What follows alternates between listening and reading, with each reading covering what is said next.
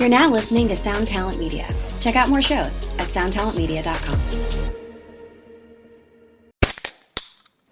Hey, what's up, everyone? I'm Matt Migaki, the vocalist of Cryptopsy and the host of the Vox and Hops Metal Podcast, where I sit down with fellow metal musicians. We talk all about their lives and music while sharing killer craft beers. If you've ever wanted to sneak backstage and share a beer with one of your favorite musicians, well, Vox and Hops is the podcast for you. This week on the podcast, I dropped a killer episode with Johannes Ekström of Avatar. There is this episode and over 440 other ones to help you enjoy life, metal, and craft beer. So what are you waiting for? It's time to become a Vox and Hops head. Cheers!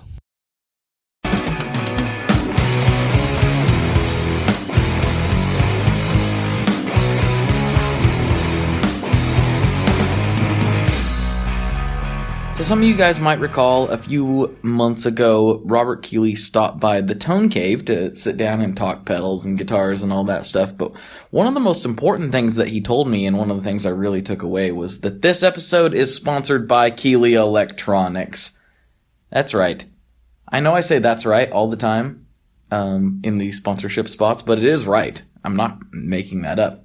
Let me tell you about the Loomer. If you guys haven't played the Loomer already, you should, because that thing absolutely rips, and it has been blowing my mind all day, every day, for a little while now. To keep up with all things Keeley, I think the best bet would be to head to their website, link in the show notes, and follow them on all the social media and sign up for their mailer list. That's where all the good stuff comes, and you don't want to miss a beat with these guys because they're cranking out stuff at a rate that nobody else is. So go tell Rob hi, and thanks for listening. This episode is also sponsored by the fine folks over at Sinusoid. Sinusoid cables.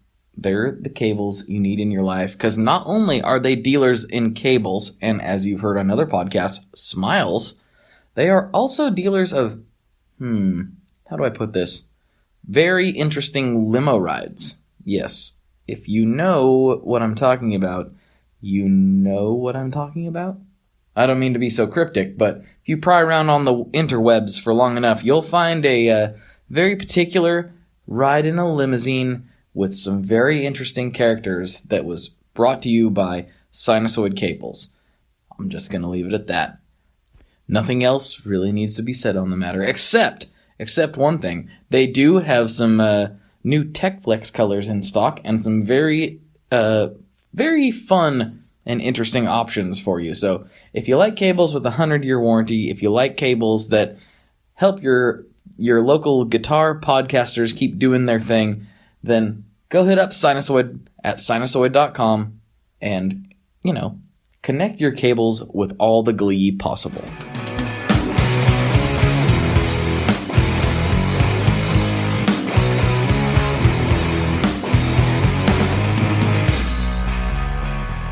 Hello everyone, welcome to another episode of the ToneMob.com podcast, show about guitar tone and the people behind it. I'm your host, Blake Weiland, and with me today I have Evan Delany from Fryette Amps. How you doing? I'm doing well, man. It's good to be here. Thanks for having me. Yeah, no problem. I wish it was actually here.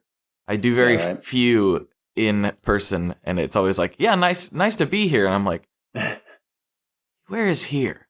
What is life? To be here figuratively. Well, yesterday, I'm like, you told me 9 o'clock Pacific Standard Time. and the people I deal with are all in California, and I'm in South Dakota. So I'm like, my brain, even though I knew you weren't in California, I'm like, you're in California, right? Oh no, Portland. Still Portland. Okay, right. Yeah. Yep. And yesterday it felt like California, though. It was great. No. It was awesome. But today we are back to standard issue Portland gray wet. So I got the sun today. I'm good. Oh man, it was just enough to get me really excited and bring me out of the funk, and now just throw me right back to the wolves. It's just the way it goes. Weather's so fickle; it's cruel, man. It's a cruel mistress. So maybe we'll get started with kind of tell us a little bit about your musical backstory and kind of how that led you to the role with the company today. And then maybe we can get into a little bit of what you know about the background of the company. Sure. Gosh, that's so open-ended, man. My own like musical history. Where should I begin? Well, when did you start playing, and what did you start playing? I suppose would be as good a place as any. Yeah, fair enough. I mean, I started, let's see, I'm 31 now. I started playing guitar when I was 14. I still remember my older brother Tristan got an electric, one of those Silvertone amps. He got it on cue, Sam Goody, that like chain that stocked a bunch of garbage guitars and stuff for a while, that all like tanked. Yes. But he brought that home, and he brought home the second album from Collective Soul. I think it's an untitled album, and it had their song December. Are you familiar with Collective Soul at all? Somewhat. They were a band that a bunch of my friends were into, and I never got into them. But sure, right around that same time, I don't know. I kind of went from some bands of that kind of ilk, and then dove like headfirst into like heavier things. But Collective Soul, yeah. I am familiar with them. Yes, that's a roundabout way of saying it. I get you. I mean, my brother got into like progressive stuff like Dream Theater, and I kind of gravitated away from that. I liked more identifiable melodic things that I could connect with. So, I can't get into, and I'm not really into freeform jazz so much, even though I have some friends who are very much in that vein, and I love them and love what they do. It's just not really my favorite thing, Oh, I get it. Yeah.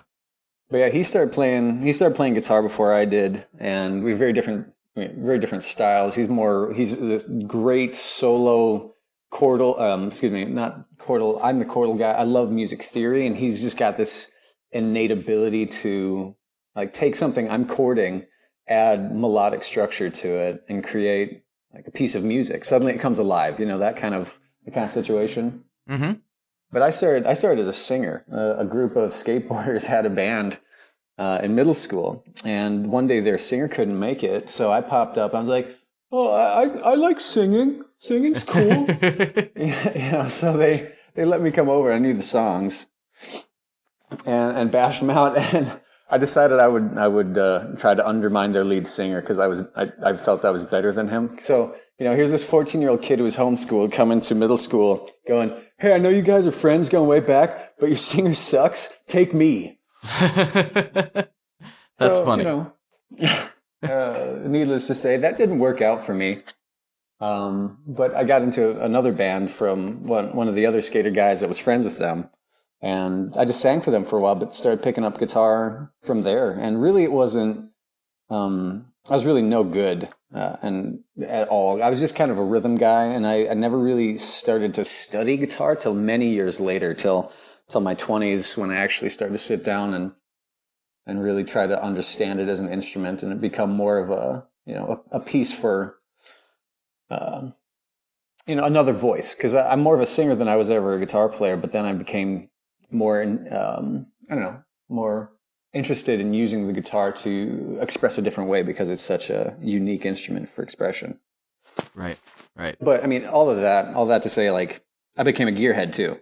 I found the gear page, and that's, wherever you are with the gear page, and good or bad, it's a great resource. You just need to, have some discretion when you go in, because there's an infinite amount of unsubstantiated opinion. So, you just need to be smart when you're going, and, contribute something useful, as opposed to just miring around and, "I don't like this thing because it didn't sound good for me, therefore it sucks, and you suck for thinking it sounds good," That you just summed up my gear page experience. And I try to avoid that kind of baseless opinion browbeating. I prefer to actually try to give some foundation to where I'm coming from, so that whoever reads that actually goes, "Oh, okay, well, that gives me a tonal reference for this guy."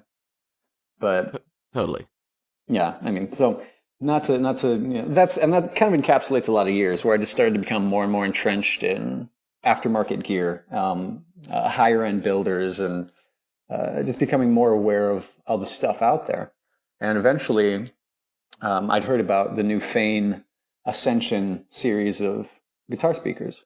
Mm-hmm.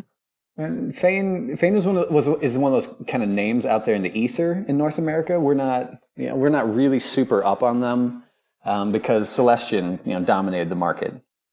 Right. We've got them. The UK still got Fane, and the guitar speaker market for Fane here is they had some stuff, and they've always had some stuff, but it's never been huge. So I contacted Fane and said, hey, I saw this new line. I've heard of your company. I'm a consummate gear junkie, to say the least, and so I'm curious to hear these things.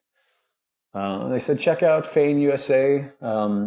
Our guy there is Neil Ostberg, and here's his contact information. So I called him up and just was like, hey, tell me about these speakers. When are they coming out? And this is before Fane even got there, or the first shipment had even touched ground here. A friend of mine encouraged me to, they didn't have distribution yet. They hadn't really gotten set up. So I just dialogued with him and said, hey, give me a call when that's ready to go. Said he'd do that. And I was talking to a friend of mine about it, and he said, you should see if they need any help with that. So, I just kind of thought, yeah, sure, well, maybe. Why not? So I called up Neil again and said, hey, man, you looking for any help with that? And he's like, well, what are you thinking? Just started the ball rolling, a dialogue. Said, send me a resume, and we just started talking. And long story short, for my 30th birthday, some friends got together with Neil and Steve Fryette himself, and they put together a little kind of birthday package of sending me to Anaheim for the 2016 Winter NAMM. Oh, very cool. Yeah, it was awesome, man. Oh, it was so great. I got to meet Steve. That's the first time I actually met Neil in person, because they picked me up to try to help with Fane for lots of different things, for distribution, for sales, for all kinds of stuff. That was originally why I came on board. Mm-hmm. Is that your background? Which way? Sorry. With like sales and things like that. Is that where? Why were they interested in you for that position? I'm just curious. Seems like a random thing. Yeah, no, that's. I don't know, man. I think if I look back on it, it seems more like a right place at the right time. I mean, I was a manager for a privately owned music store here in my hometown for several years. But the guy who owned it, he said there are two kinds of guys in a music store. There's musicians who do sales, and there's salesmen who do music. Mm-hmm. And I always pushed back against the salesman who does music thing, because it just felt so insincere. It just felt like I was trying to pimp something so I could make sure to get that person into a higher bracket. Spend more money, dude. Trust me, spend more money. Yeah. I know the type. Yeah. And nobody likes that, right? No. Nobody's favorite music store does that. Exactly. Like, oh yeah, here's that guy that constantly harasses me and just never listens to anything I say, only tries to get me to buy what he thinks I should have. Mm-hmm. Love that guy. Yeah, gotta love that guy. So I picture this guy's face in my head, this particular guy, local guy, who's bounced around to various guitar stores, and I'm just like, I'm never gonna buy anything from you ever again. Right, yeah. See, we all know that guy. That's exactly it. And we hate that guy, because he's just terrible to interact with. He makes the experience unpleasant. Mm-hmm. It just kind of ruins I just want to go with my big wide-eyed, like somewhere in my teenage self is still going, that's so cool. And that guy's going to suck the joy out of that. Go away, guy. It's kind of we're kind of going on a tangent, but I just had a random thought. What type of person could possibly make a trip to the guitar store a miserable experience? Like, how low in life do you have to be that guy? So crazy. It's one of those things. It's so close, because like that pleasure and pain thing. You think you're so close to that. It's good, but then there's somebody who maybe even means well, but they're so part of the system or the corporate mentality, they don't realize they're just actually a sponge in their own way. Right. It's just an unfortunate thing. But anyway, never mind. Forget that. That was just something I pushed against, and which has been really great, because when I go to NAMM shows, because I've been to 3 now, two winter NAMMs and 1 summer NAMM, as well as the LA Amp show. It's challenging because when people come to your booth, you don't want to sales pitch stuff. I'm not really. I think if you actually believe in what you do, what you have, then you can just represent it well and tell people why you're excited, and that's so much more authentic. I think it comes across so much better too, because you have to kind of fight back against that, because there's a lot of assumption happening as soon as you interact with somebody at a trade show. They go, well, of course you think it's great, man. You work for the company. You're just here to sell. Right.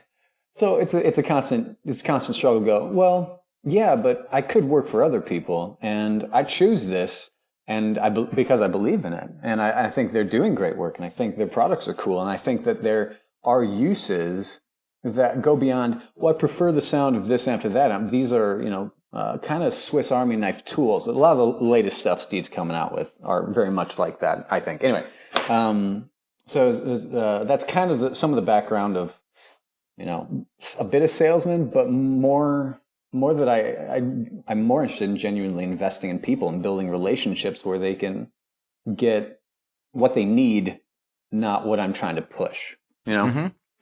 Totally. Makes a lot of sense. The history of the company. Now that's a whole nother can of worms, as I understand it. But maybe you can kind of tell us about that, and excuse me, and we'll just see where that trail leads. Honestly, I've had lots of conversations with Steve, but all the ins and outs. I know some of what happened as it transitioned from VHT to Fryette in the early 2000s. Mm-hmm. He's told me the story, and it's one of those things that only the people who are involved know all the details about, and I don't know if it's really something that's worth rehashing. The thing that's most important for people to know is that what VHT is now has literally nothing to do with the VHT that was Steve Fryette's VHT. They have none of the designs. They have nothing but the name, quite literally nothing but the name, to the best of my knowledge. And Steve took all of his stuff, he kept all his IP, basically. Yeah, his intellectual property is absolutely his own, and he went out as Fryette. I mean, VHT started in '89. Let's see. I can't remember how long before that Steve was doing tech work on amps and whatnot. But he's a godfather of industry, man. One of the cascading gain, stagey, multi-channel amp kind of history dude. One of the guys who was there at the beginning, who invented some of that stuff. Right. So it's very cool to be a part of that, to hang out with these people, because they're great people too. So I mean, as far as history goes, it's really not a place that I could really be very useful or informative on. It's never something that I've really felt like digging into with them. Like, hey guys, tell me, so, what happened? Where'd things go wrong? And why are we here now? Where did it go wrong? Where did it all go south?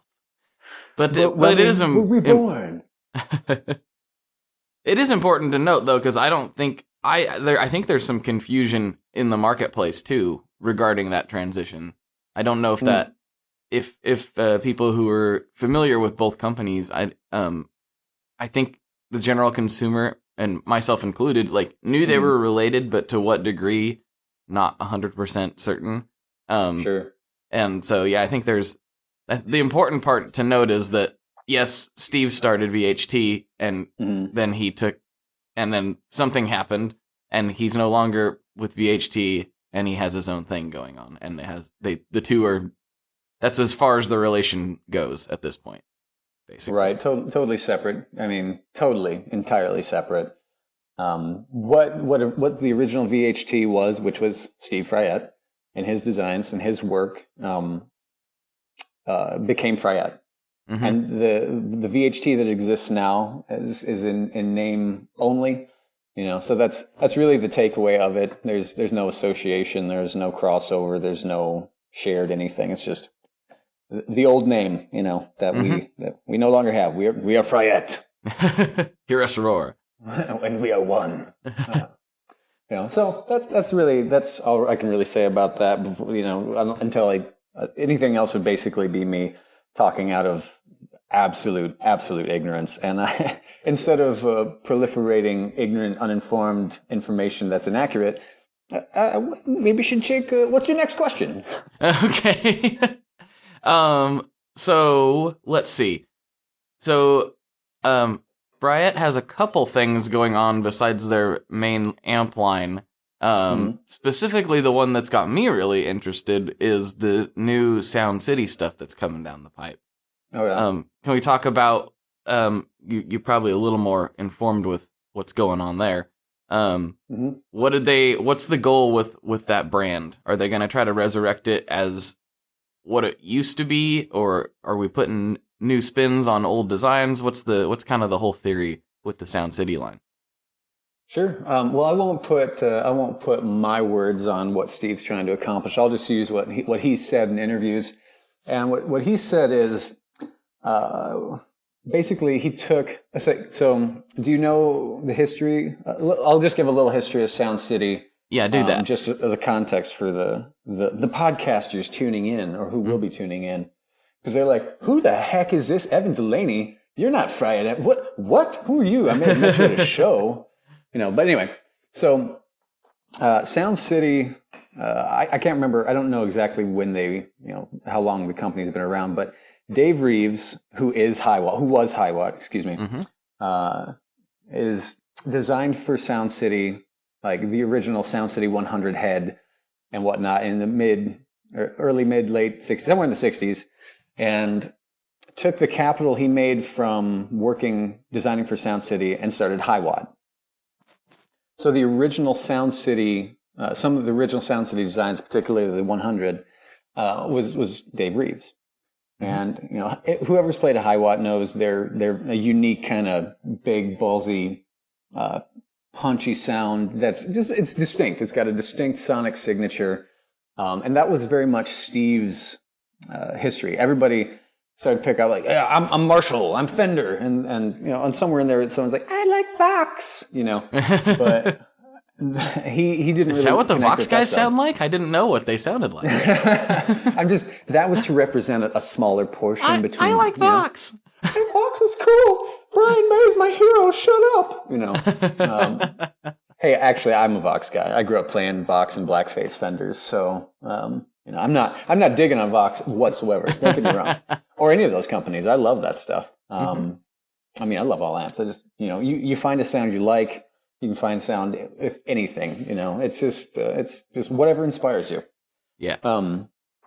But so that's kind of the history of Dave Reeves, and Sound City started there and then into Hiwatt. But Sound City started to really change throughout the 70s. Their designs got really bizarre, and active tone stacks and massive amounts of wattage, and really got away from the tonal kind of thing that it seems like Dave Reeves was going for with his original designs.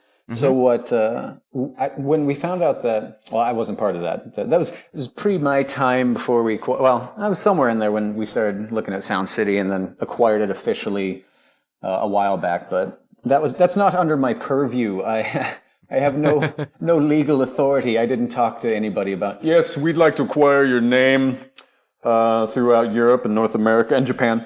I don't have that clout. But Steve, we acquired the name, and Steve took that original Sound City 100 design, and what he said he did with it is he massaged it to kind of realize what his favorite things about it, and try to fix some of the things that he felt could be nuanced a bit better. The original Sound City 100 head had 4 inputs and 4 individual volumes, and they got progressively suckier as you went on down the line. Right. It had its own issues, and actually I got to play it. I got to play one of those original Dave Reeves Sound City 100s blasting through a vintage Sound City Fane loaded, cab at the Anaheim location. Man, it was, or excuse me, not Anaheim, a Burbank location. Mm-hmm. And it was cool because you really got to experience. And if you don't get this opportunity, which nobody really will, except people who've been in Steve's shop when he had that amp, is you play that, and then you play the Sound City Master 100, and you're like, obviously that DNA is shared, but it's, the top end's sweeter, the low end's tighter, but it hasn't lost the character. It just feels more refined, more usable, more friendly.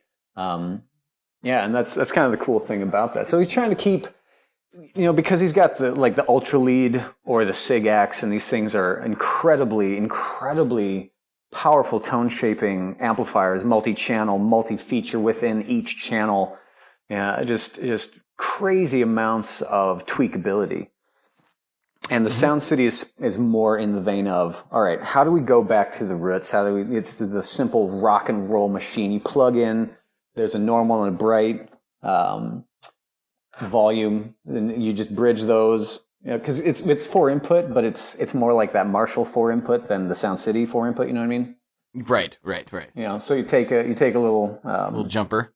Yep. Mm-hmm. Blend the two channels, and you have the best of both worlds, however you like it. And this thing, man, the fidelity, gosh, it's cool. I just genuinely get excited about it. The first time I experienced it, it was just like, how a fuzz face pedal has basically no filtering on the low end, and you open it up, it hits whatever amp, and it just overloads it instantaneously. You can't have your volume at 10 and use a fuzz face for any kind of chording. And not that you necessarily should. It's one of those tools that you have to work with. It's not just everything on 10, dime, go, boom, sound, fine. Done. It takes a little bit of nuancing, and that's fine, but I remember I brought a Chase Tone germanium fuzz face to, the LA Amp show. And there was a great guitar player there, Josh. I can't remember his last name. He's done a lot of stuff like LA vintage guitar and whatnot. He's done a bunch of videos. Really talented guy. He came in and he just ripped it up. I mean, we had a lot of people who were really great, but he came in. He's like, "Man, I wish I had a fuzz face." I was like, "Funny, you should mention that." Here we go. I just happen to have one in my pocket. It was almost literally like that. I happen to have that in my backpack. Here you go, good sir. Never want to leave home without fuzz. You could bury me on a bad day with broken hands, but still, the guy, just that kind of player. Yeah. So, I mean, the cool thing about the Sound City to me especially is the power section handling is just so robust, but like dynamic and sonically complex. It's really cool because it can take like a fuzz face, dimed out, full volume, and doesn't feel like it's fighting back with you at all. It can handle it like no problem whatsoever. It's really amazing. And that's one of my favorite things about it. But yeah, anyway, that's it's a rock machine. Does it have a ton of headroom, or what? Yeah. Okay. Yep. That makes sense. It's not really what I think Steve called it, like what a plexi wants to be when it grows up, or something like that. But I don't have I've not actually played. I haven't personally played a Marshall plexi. I don't have a point of reference for that.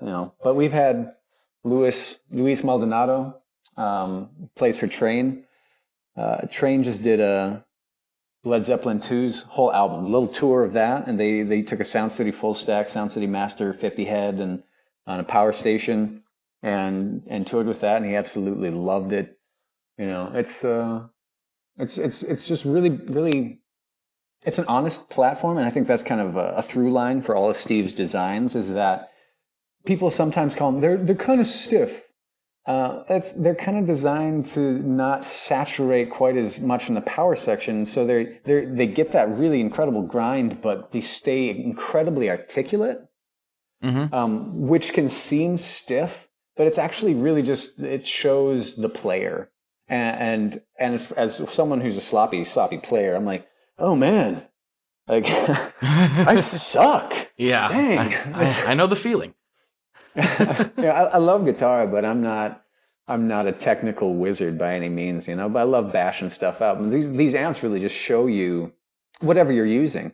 They'll reveal to you what that pedal that you put in front of that guitar sounds like, what those pickups sound like, how your finger playing style, how you're playing with the tone and volume, everything, your pick, everything that you do, and the dynamic range of what you do is really revealed with the Sound Studio stuff, more than any other amp I've ever used. And I think that's one of the things that impresses me the most. Is it's just such an honest platform that's still very, very musical. So it's a great foundation to hear things really honestly, I guess. Yeah, interesting. So like it would be a really great, I mean, there's a few that fit this bill out there, but it sounds like it would be a really great platform for guys like me who are obsessed with pedals. And so like to dial in kind of a bass sound and then plug in the massive array of pedals, and sounds like it would be a perfect amp for that kind of thing. Oh yeah, absolutely. And I'm a fuzz junkie, you know. Oh baby. you and I know we've had this conversation. Fuzz Not on the hot mic though. That's true. Behind the scenes, full disclosure, we've talked before this moment. It's true. Yeah, we've colluded. I don't know what we've colluded about, but it's happened. I don't know if this comes as a complete shock to anyone or not, but there's not been one single guest that I had on the podcast that I've not spoken to off the microphone. Spoken to everyone off the microphone. Yeah, that would be so. No, I'm never gonna. Yeah, do that. Right. That's a little too not risky in the fullest sense of the word. Like I have no idea what might happen with this person that I haven't vetted whatsoever. Yeah, it could end up being like Charles Manson or something. Or like, worse than a serial killer, it just goes flat. The conversation dies. You're like, I got an hour to fill, and this guy is dead weight. That could be a challenge with some people. But the thing about that is really hard if that's somebody's personality type.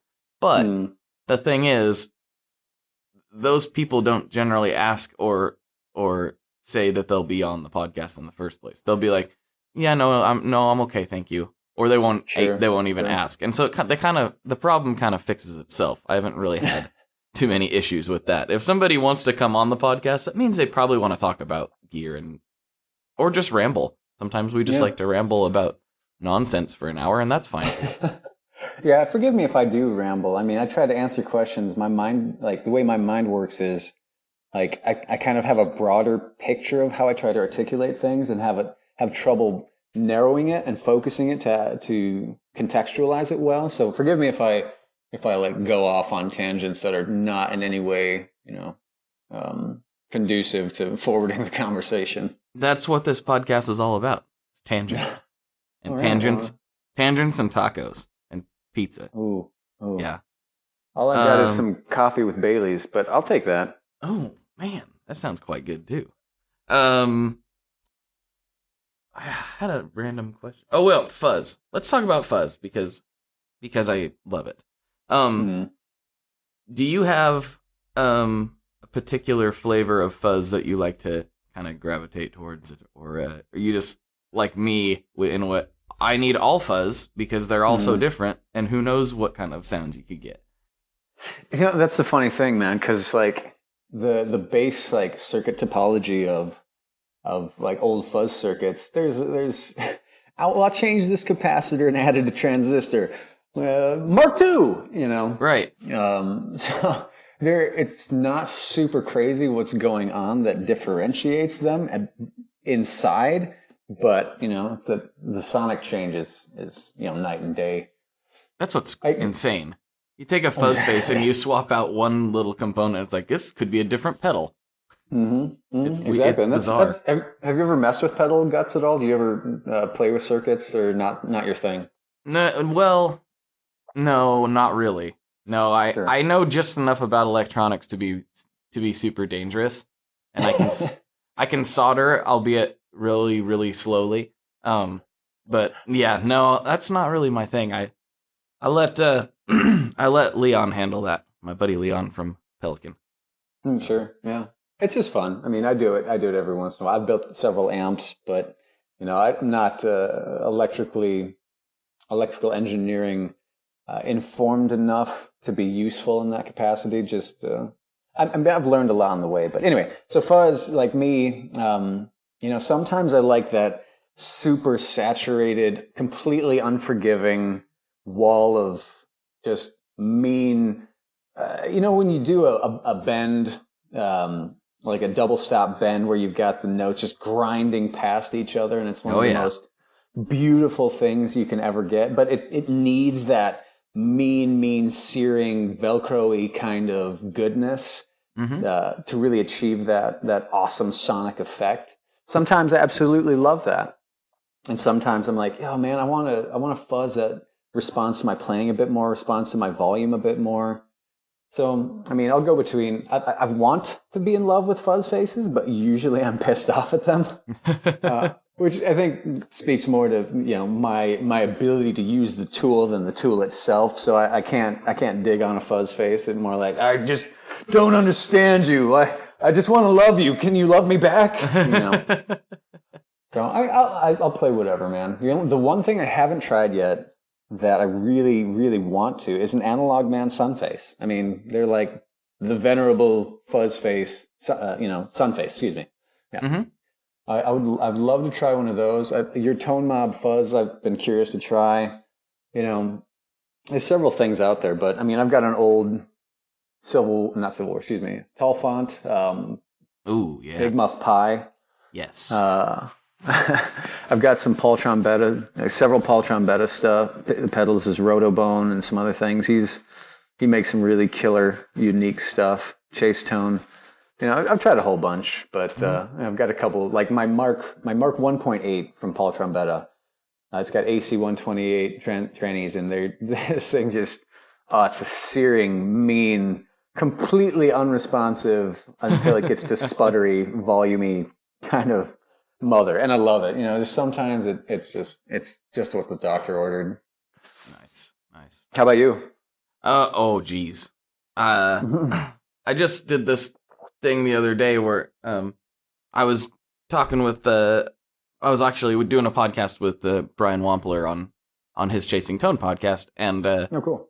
We were talking about fuzz a little bit, or I should say I was trying to get Brian to talk about fuzz because he was going all crazy that day. But we were joking about, like, he was like, "Oh yeah, you like fuzz," and I was like, "No, I hate it. It's the worst thing ever." And as I was saying it, I was sitting in a circle. I was looking around, or I was sitting in a chair with like a circle of pedals around me because I'd been playing with them the night before. I was like, 1, 2, 3, 4, 5, 6, 7. I was like, no, I'm just sitting in a circle of 12 different fuzz pedals right now. I don't like any of them. So, and I haven't counted for a while. At one point, like a year ago, I think I had like 21 fuzz pedals, and now I'm sure it's closer to, I'm guessing it's over 30 because I have a sickness in me. Well, yeah, right. It's one of those, like, I've got, if I was on a TV show, well, dude, so you know who John Shanks is? Oh, that name sounds really familiar. Who is that? Right now he's touring with Bon Jovi, one of the guitar players, him and Phil X. I'm not sure how they trade off duties, but he has this wonderful home in the Hollywood Hills, and oh man, I had to go return the Sound City 100 head because he owns it. Mm-hmm. And basically, we were returning that, and we kind of got a tour. Me and Neil Osberg got a tour of the house, and this was just pre-NAMM, so it was just one of the stops of many things we had to do. And this guy's got so much gear; it's just mind blowing. Yeah, I mean, well, you're in one room, and there's like 50 pedals, and that's just one room, and the room preceding that had like 15 guitars, and that's just like, those were just acoustics and dobros and mandolins, and there's a drums, and the house is wired for sound. Oh, here's the keyboard room. Here's the guest bedroom with this old TV panel deluxe. Oh, that's an original. Oh, okay. Wow. So but it's one of those things. It's kind of like a sanctioned addiction. It's okay. This addiction is okay. Other addictions are bad, but this one's okay. Our pack rat psycho collective music gearing psychosis. It's cool. It's fine. No, it's weird because like you watch like a TV show with like hoarders or something, and you're like, oh, that person collecting all their bottle caps. Oh, that's so weird. And then you like stroll out to your room. You're like, la di da di da. Oh, I got a new pedal today. This is wonderful. And then like we see guys like that have just insane collections, and we're not like, oh, look at that nut job. We're like, oh man, that's totally what I would do. It's fun. Well, precisely, man. Like, okay, so you've like NAMM is a cool thing, and when you get into aftermarket gear, NAMM becomes kind of like this Xanadu. Gotta get to paradise. Gotta get to NAMM, because it's a place where all this gear is happening. All these people are doing the stuff you love. Mm-hmm. And it's great. It's a wonderful time. By day 4, you're seriously homicidal. You've never contemplated murder more, and your ears are pounding, but it's still fun. Mm-hmm. And oh crap! My mental train just derailed. Something to do with gear. No, come back to me, thought. Don't do that. No, it's okay. Had a total brain collapse. Let it go. It wasn't meant to be. It hurts my heart, You get all excited about this notion, and then it just crumbles when your brain's like, I'm done with this thought. I don't care if you are, but I am. It happens to me more often than I'd like to admit. It's a regular thing. It really is. Yeah. Anyway, since we're talking gear, let's talk about some of your personal gear, and then we never really dug into like the current Fryette line. So let's talk about that first, and then we'll get into your personal stash. Yeah, absolutely. Well, the stuff that you know Dave Weiner, he toured with Steve Vai for quite a while. Right. Dave, great player, obviously. I've never personally met him. He seems like a nice guy. He just did a 1-hour Facebook Live on Gitopia, on their Facebook, obviously Facebook, where he demoed our power load. So for anybody who's familiar with Fryette, we've got, Steve came out with the power station, which is a reactive load and a power amp combined into one. And why that's really cool is that the reactive load sees your amp's output like a speaker would, so that it doesn't compromise. It responds the same way to your playing, and it doesn't compromise your sound. It's not like a traditional attenuator where your impedance curve is flattening as you increase the as you increase the attenuation. It's not killing your highs and lows and making everything sound like crap, even though you're getting saturation. It actually retains all that. So it brings it down to line level, and then the 50-watt power amp section reamps it, so you can set that exact sound. And there's 2 different switches that you can tailor around those sounds with. For the reactive load, you can tune the reactive load, and you can tune the power amp section. So all of that is, it allows you to really do whatever you want. With you can make it for bedroom practicing, stage volume control, all that. So that's the power station. And then Steve came out with the GPDI, which is a 1-watt, all tube, no digital anything anywhere, proprietary cab sim, recording amplifier, like desktop recording amplifier. And I've got one of those as well.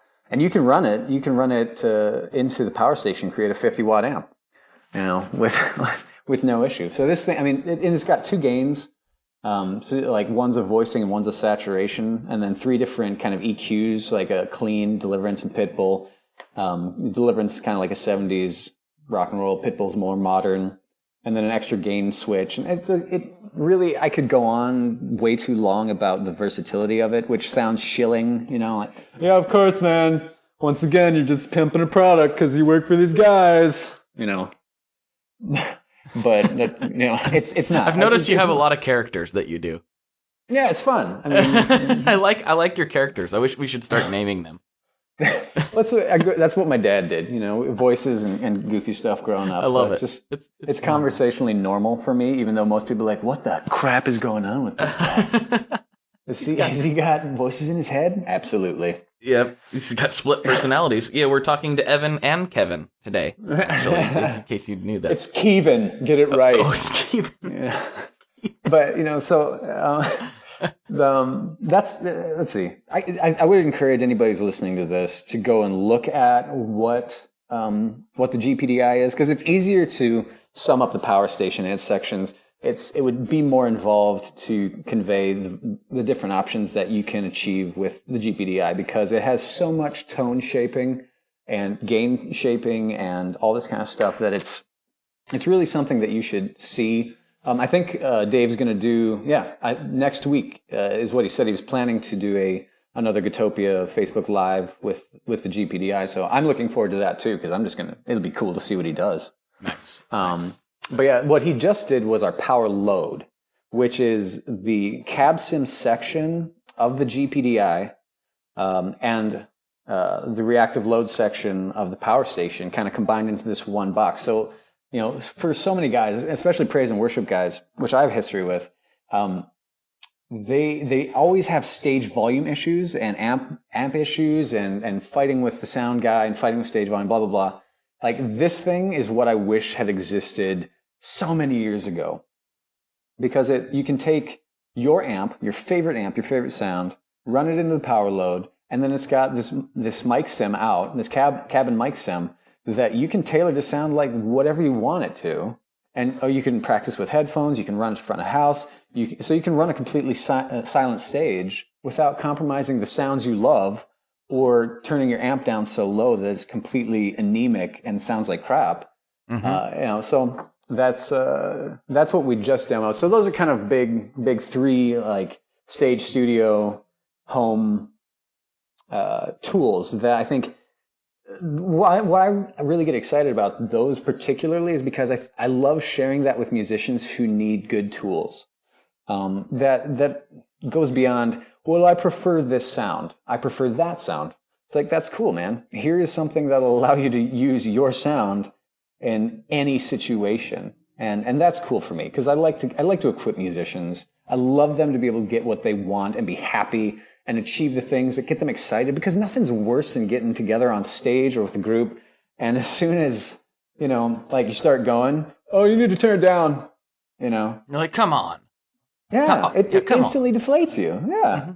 And then, the band doesn't sound together, or it just feels really weak, and it doesn't have that really enveloping kind of musical thing, that intangible that creates that presence that makes it so awesome. So these tools, I think, allow for that. They allow you to keep your tone. They allow you to get those levels wherever you want them. You can use it wherever you need them. That's why I think those are cool. And those are really what are happening a lot right now. And some of the Fryette power amps. But I haven't really spent any time with those, so I won't make any statements on them, because it would be, well, we make power amps and they're cool, and you need a power amp? You need one? Here, come get one. These guys kind of, define the industry. Trust me, or trust them. Try it. I'm going to call that guy Michael. That's Michael. Michael. He's not quite as hey guys as Kevin, but Kevin's a little bit of a geek. But Michael's just a shill. Right. I'm just trying to pimp a product, but I'm thinking of you. Man. No, this is a totally different guy already. I can't. These people come out of spontaneity, so I can't replicate them on command. Dang it! They fade into the ether. I'm sorry. Which is actually another Fryette product. Boom. Sorry. Whoa. Mind blown. Yeah. Obviously, I've had way too much coffee and way too little sustenance, so I'm getting a little trippy. Anyway, so those are the. This is why I agreed for you to come on the show, so it's fun. That's the stuff I think that Sound City. But Steve's got a huge history of amazing amps. The Deliverance, 60 or 120 watt, depending on the model, kind of hearkening back to that basic rock machine, but has that dual gain setup that's just, man, it's a beast of an amp, and it's cool. But the Pitbull has multiple channels, Sig X has multiple channels. All this, and those still exist. Just they're not the focus right now. Mm-hmm. So, it does sound like really cool stuff. It does sound like you guys are kind of focusing more on the, producing things that will integrate into people's existing rigs you know, as far as the Fryette stuff goes. The Sound City, obviously, it's a new thing, but it sounds like a lot of your focus has been on, creating things, like you said, that everyone can use in some manner or another. Right. Yeah. Just and really I interesting. couldn't tell you, I couldn't speak to Steve's motivation or where exactly his business direction is or what he wants. And I won't speculate on that. It's outside of where I should, make commentary. But I think that's just smart to offer these incredibly versatile tools. Cause it takes you out of that, well, I'm a Fender guy. Well, I'm a Marshall guy. Well, I'm a this guy. Well, I'm a this boutique. I'm a Mesa guy. I'm a whatever. And goes like, this is a tool I can use regardless of what amp style or sound that I prefer to identify with. Which is, just great. It crosses because, guitar players, man, we're territorial, like to a fault. Oh yeah. Like, oh no, dude, I don't touch that, man. I'm a Marshall guy. It's like, I'm a Democrat. Like, I don't care. Just play some stuff, man. It's all about making some sound and inspiring people, creating art. Just have fun with it. Stop getting, twisted up over, well, it's cool because it's PCB, I guess. It's not hand-wired, but whatever. That's the snobby guy, Oh yeah. Yeah.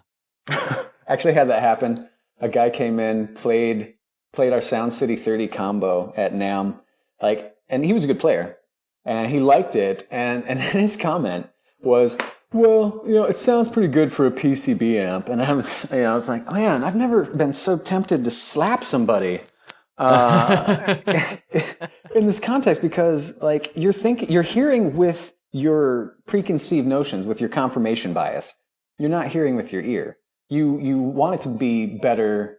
You think it would be better, or because it would be hand wired, but that would add $1,000 more to the cost. We're trying to make these things accessible without compromising the sound. And Steve's been doing PCB forever. And there's nothing wrong with a quality made PCB. And there's nothing wrong with doing hand wired, but it adds to the cost. So it's just different schools of thought. In the end, are you listening with your ear or are you listening with your, preferences? Yeah. That's the thing, like, where I've always stood on that side. Like, I'd prefer to have my amps hand wired, and most of the stuff I play is, but, I don't care if it sounds good. I have a couple of great sounding PCB amps too. It doesn't matter. Right. Like, it's not a hill we're dying on. The only time I really care is when I see, I won't name any names, but when I see certain companies charging exorbitant prices for not super complicated PCB amps. That does grind my gears a little bit. I'm like, you were charging like $4,000 for a blackface Fender clone that's PCB. Like, no, that's not cool. Sorry. I can't get down with that. About the overhead there. It's like, man, I mean, I could go to Mojotone, whether or not you're a big fan of Mojotone, you can still get like one of their kits for a K and put it together, and you've got a blackface amp. And these guys can swear up and down about the changes, but until someone's actually spent the time with them and experienced them, it's really just it's speculation and it's preference again. So it's one of those things where you got to take everything in the musical world, everything in the gear world, with a grain of salt, because everybody's got an opinion. Very rarely did they back it up. So you just have to be smart, you can't go in going, I read this thing on a forum, therefore. It's like, StratDog23 told me that was no good. He told me, and I believe StratDog23. He has to know because he's a dog that plays a Stratocaster. If this dog is sentient enough, to play a guitar and write on a forum, I think he knows tone, okay? I think he knows better than you. Because he's a guitar-playing Labrador. So he hears frequencies we can't imagine, bro. Well, that's actually probably true, now that we think about it. I wonder what a guitar sounds like to a dog. They're probably like, oh, man, turn down the treble, but man, that's terrible. What are you doing? Here's that upper, past, 15K, man. It's just going higher and higher, and I hate it. Stop. You got to roll that off. Please never play a Telecaster. Oh, wow. Yeah, no doubt. Poor dogs. But on that note, that's actually I grew up. My first guitar was it was this terrible like Mexi Fender. It might have been a Squire. I don't remember. It was lent to me. Lent, whatever. Sure. I got it from my buddy in the first band, and I remember I don't even know what I was trying to figure out, but I remember breaking a string, and I thought I destroyed the guitar. I thought the guitar was just, I was terrified. I was like, oh, I broke a string on this guitar that I'm borrowing from my friend, and I felt so bad. But here's the worst part.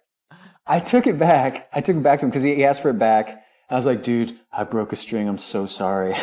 And he did nothing to alleviate my feeling terrible about this. He's like, man. Yeah. It's just a string, dude. It's easy to replace. It costs nothing. That was not how that went. I just recall it being kind of awkward. And I just like, oh man, I just feel so bad. It was not cool. But anyway, like, that was what I started learning on. Then I had an Epiphone Les Paul that I started tweaking and putting different parts in because it never stayed in tune. To where I am today, I have a 1988 Les Paul that was gifted to me by a very dear friend, and I've had that for many years now. Oh, very nice. And that's kind of my number one. But it's also like being a psycho gear swapping person. I've put so many different parts on that thing. It's to the point where if I pull out another piece of hardware, I'm going to have to put in dowels and re-drill it. Oh, no. So at this point, I'm like, you know what? It's pretty good. It's time to leave it be, you know. So I play with that. I have a Fryette Memphis, which is a 2-channel.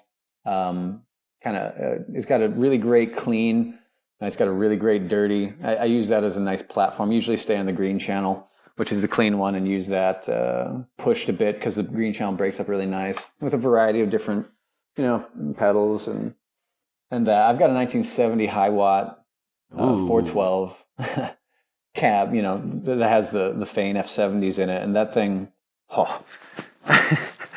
I live above a gym right now, so I can turn it up as loud as I want, which is kind of nice. But I've literally been in the next room breaking in the speakers with headphones over earplugs, and still feeling like it hurt my head. Mm-hmm. Like, wow, I'm an idiot to do this way. I should rethink my life because I'm probably going deaf. Mm-hmm. You know, but it's just like you have, you know, 300 watts ish of power handling, and I had a JCM 900 that I had borrowed from a friend that I was using just to push it. So you're talking 100 watts tube of punishing power that cranked out is way beyond 100 watts. So it's just it's fun. I like making noise. It's a good time. That reminds me of a story that I think I've told it before on the podcast. Maybe not. I can't remember. But I'm gonna tell it anyway because it makes me laugh when I think about it. I used to, before I got obsessed and had too much gear that fit in a bedroom. I had my guitar room was in the house, and I got a Fender 75 head, which is obviously a 75 watt head tube, that was modified to get it to actually sound good. And I was like, I just got it back, and I was like, oh yeah, this is great. And my wife wasn't home, and I had this old, I can't remember what year, Marshall 2x12, but it's that cab. It's like that green cab that was, I can't remember the model. It's right behind me, but I'm not going to turn around and look at it. It's like that green cab that's like a slant 2x12, where the speakers are offset, so it looks like a small 4x12, if that makes any sense. Okay. Yeah. But I can't remember how many watts it is. I think it's got like 200 watts power handling or something. It's obscene for a 2x12, how loud it gets. But I plugged into that, and I was like, nobody's home. I think I'm really going to rock this stuff out. So yeah, just full volume, just in there rocking out. Like, oh, this is way too loud, but it sounds so good. And only did that for, 5-10 minutes. Then I turned it back down to normal volume and just kind of played like I normally would. Well, in that time, my wife had gotten home, and she comes in. I didn't know she was home, but she walked in, and she comes in the room. She's like, "What did you do?" what are you talking about? She's like, come out here. And I go out there, and like all the pictures are all crooked, and there's stuff in the like scooted towards the edge of the shelf, and like she's like, why did you move all this stuff? I was like, oh, that's funny. It was. I wish I could have had a camera in the room watching everything just shift. It would have been quite funny. But anyway, I love it, man. The sound pressure levels, like when you, because that's one of the coolest things, though. When you got so much air moving that you hit a low note, that it just, it rattles your soul. Your bone marrow is starting to, move around.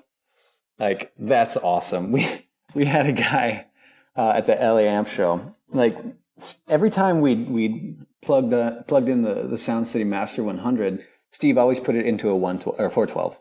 Mm-hmm. And that's just what he used. Like, and that's fine because that's what it was used for. That's what it's designed to work with. Yeah, check it out. Our 412, it's amazing. Kind of a thing. And that's fun, but I'm sitting there going, dude, this is a classic 100 watt head. We've got two 412s. Why haven't we plugged them into two? Right. And done a wall of sonic sound. Like, so we're in a very small hotel room because that's what the LA Amp show is. It's everybody has a hotel room, which I didn't know. And by the way, it's sonic suicide, just an FYI, because, you're going to go deaf. Yeah. Everybody's like, yeah, now I can be loud without the NAM police. This is going to be great. Oh, now I'm deaf. I wish I had the NAM police. No, not really. I don't. But this guy came in. I'd literally just finished hooking up the situation so that we could have two 412s go on. So we're just making the 100 watt into this thing, which I knew already would be able to peel paint or give you a haircut, whatever you want. And this guy comes in. He's like, "Hey man, I just like playing blues stuff. Can I try out your amps?" Sure, yeah, of course. That's why they're here. We hadn't even plugged this in yet.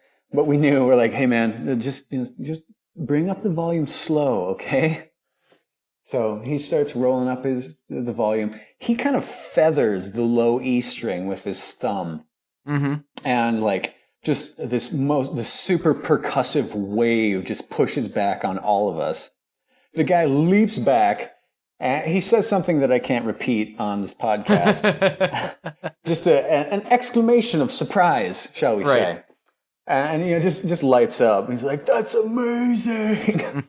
Because it's just so cool. Because that same kind of power, when you start to push, it just makes things shift, and it's going through walls, and it's vibrating everything off the shelving. That's such a cool thing. It's so fun.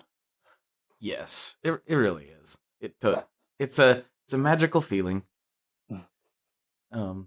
Well, we've gone on, and we're right up against that hour mark, but I gotta get the classic question in, and then we can call it a day. Does that sound good? Ooh, there's a classic question. There's a classic question. It's very important that I get this, and there's been some guests in the past that I've been remiss and missed the question, but that will not happen this time. So, Evan, what kind of pizza do you like? Well, I love Hawaiian. Get out. Oh, we got to end this podcast right now. Pineapple does not belong on pizza. Oh, man. I knew it. I knew it was going to be one of those guys. Listen, pizza, it's hard to go wrong. As long as you don't put anchovies on it, who cares? I'm gonna eat it. I've never tried anchovies, so I don't have an opinion on those.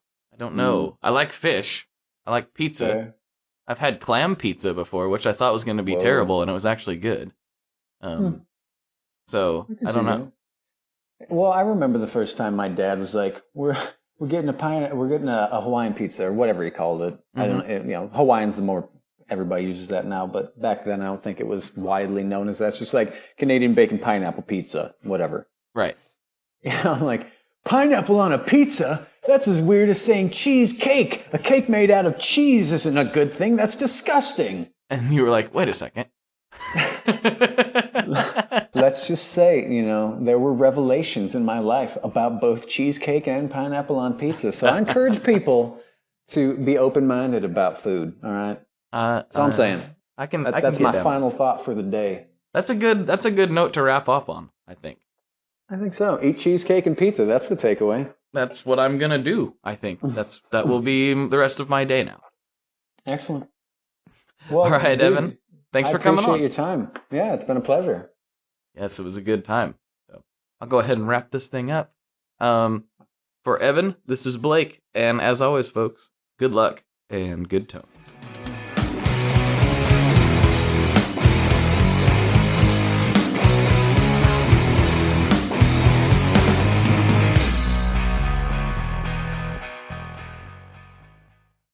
One last thing before we totally sign off here, I just want to remind you that if you do any shopping at Stringjoy, that's Stringjoy guitar strings made in Nashville, that will help me out as well.